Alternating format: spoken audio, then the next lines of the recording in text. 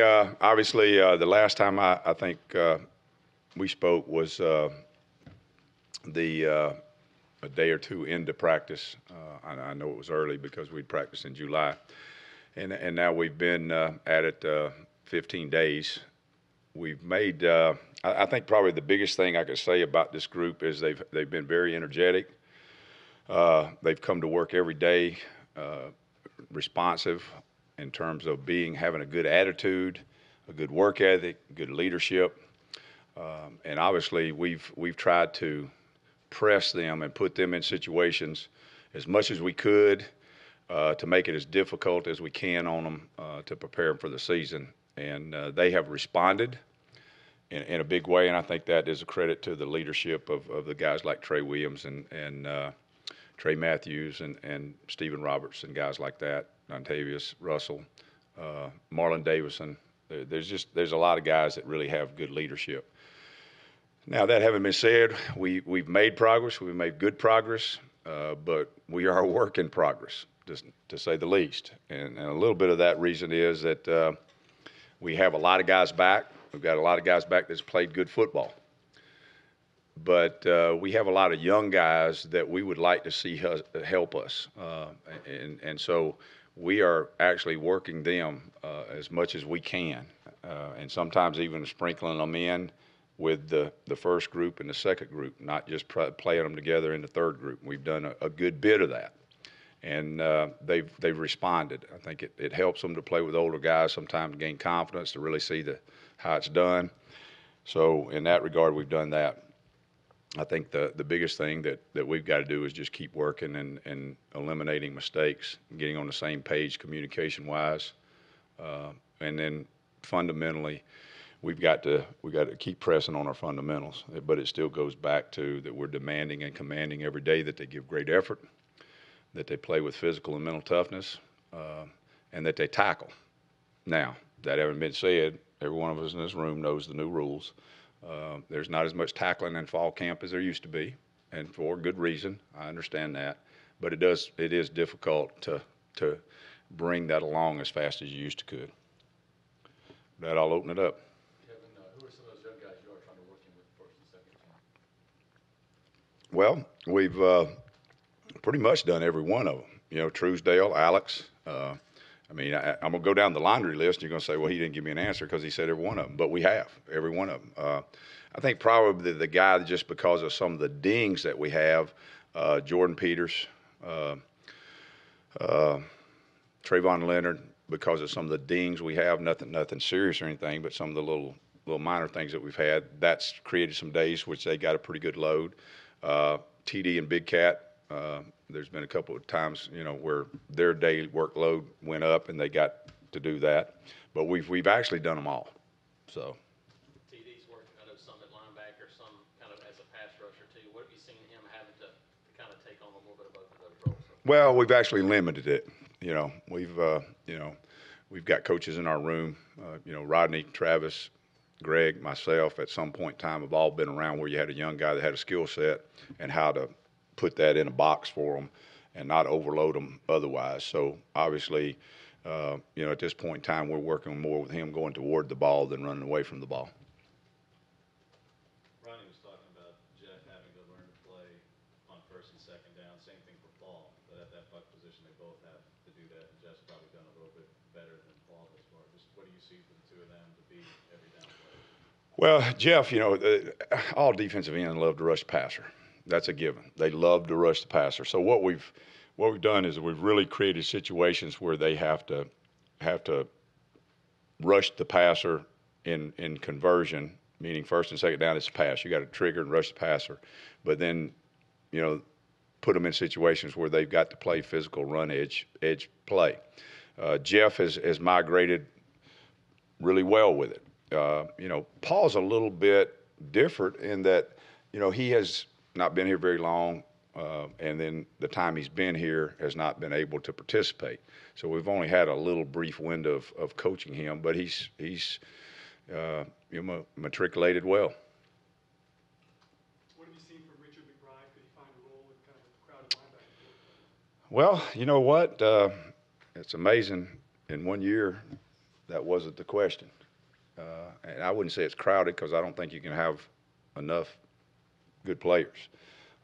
He has really grasped the concepts of the defense. He's playing extremely hard. He's confident, and is getting the respect of his teammates in terms of his play. Kevin, how important is it to find somebody inside on the defensive line? I mean, obviously you got the three guys that's behind them, and who's kind of in that mix? Well, I assume you're asking about first and second down because obviously you can move defensive ends inside on third down and put other guys there. Well, it's rare. I mean, you go across college football, probably the biggest difference across college football is the defensive line play. And really what people are saying is not the edge rushers. There's a lot of good edge rushers out there. Probably the biggest difference in college football is those guys that's got those A and B gaps. And they're hard to find. So you got to develop them. We're fortunate in that we've got a guy that has a great track record of developing defensive linemen. And the physicality, technique, and the attitude it takes to play in there because it's a hard job. You know, we've said before, you got 300 pounds on this ear and 300 pounds on this ear. You know, put one hand here and one hand there and hold that point. That's not a lot of fun. It takes a lot of work. And so you got to develop them.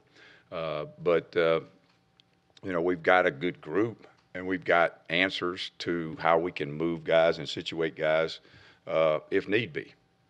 How have you been working and rotating, you know, Jamel Dean and Javarius Davis, and where have they been working and how have they been performing? Well, we've had a little bit of an issue there. You know, I'm not – obviously I don't give injury reports. The head coach does that. But obviously he's given you some injury reports. I'm not sure which ones. But I think probably the biggest thing is we don't have anybody back there that we're not going to have available. But we've had little nicks this day this, that day that, where we've had to be cautious and be careful with them. And so we've created some issues in terms of, okay, what are we going to do today? And this guy's got to work at this and this guy's got to work at that. But then the bright side of that is we're kind of at the end of it now, and they've kind of really coming out the other side where they've rotated in a lot of different ways and played a lot of different things, and they feel pretty comfortable with it. So we've, you know, Dean's been primarily corner, but safety is a possibility. Denson is corner, star, safety, and on and on and on. We've created that. We're not going to be so complicated they can't play it. We'll simplify so we can get the best guys out there. Well, Dean obviously had his injury issues in the past, but you know, keep hearing good things about him and Right. being pretty physical. What do you kind of expect from him this season? To be a dominant player and do his job. I mean, that's the quick answer. But at the end of the day, playing corner is a hard job.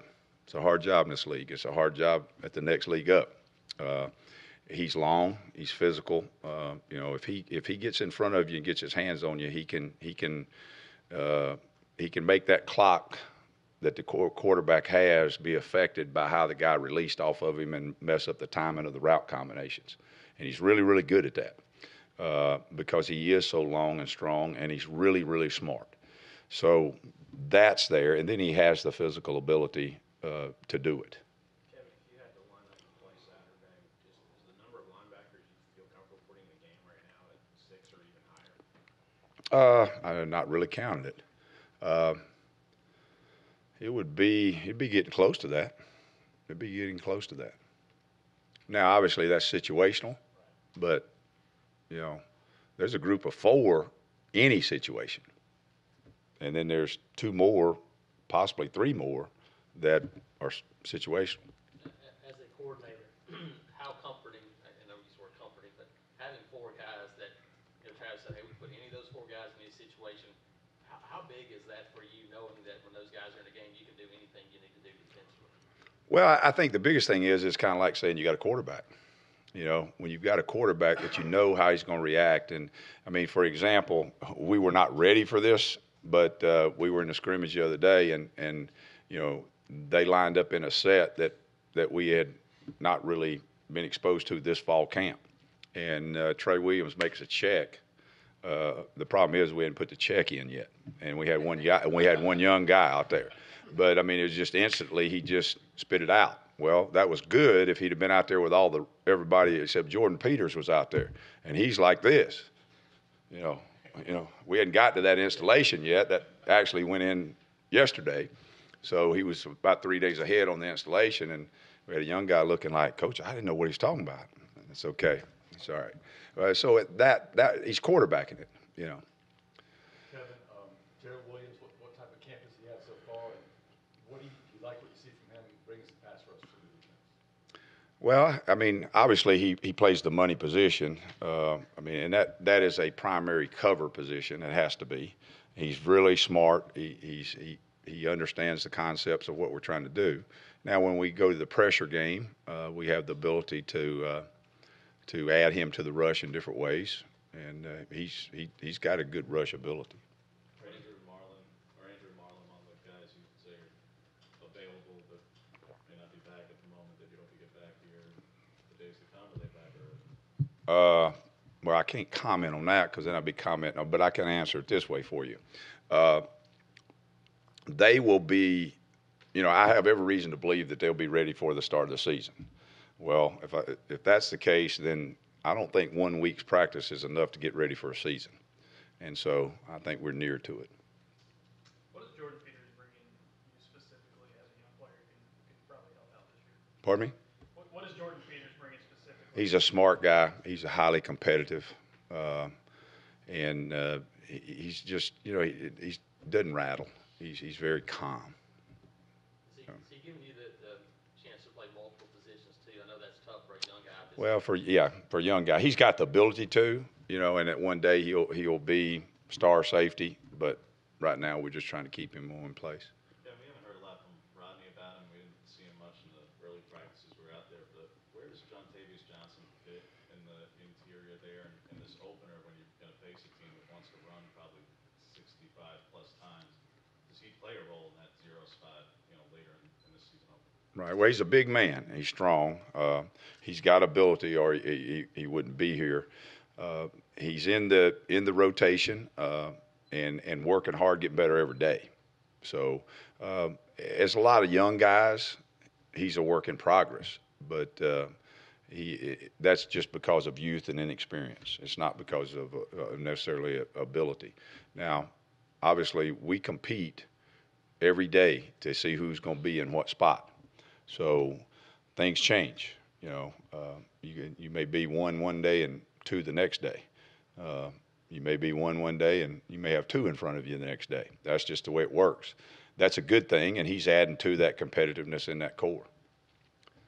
Kevin, is there a defensive tackle beyond Derek Brown, Dontavius Russell, and Andrew Williams that you feel comfortable in putting in first and second down right now? Yeah. Mm-hmm. And who would that be, Coach? Well, do I have to answer that? I'm not going to. There is, though. There is. Kevin, Georgia Southern, because I know you and Rodney, all the defensive coaches, talked about that you're just not 100% sure what Georgia Southern's going to run because they've got different coordinators. They're going to have a public practice on Friday. Are you guys going to send anybody over there to take a look? No, that wouldn't be. That would make too much news. But if they've got a public practice, they got guys like you guys. We won't have to send anybody. You guys are there. You want to go? You'll pay me. Oh, no. I don't think the commissioner would like that too well. Anything else? All right, thanks, guys.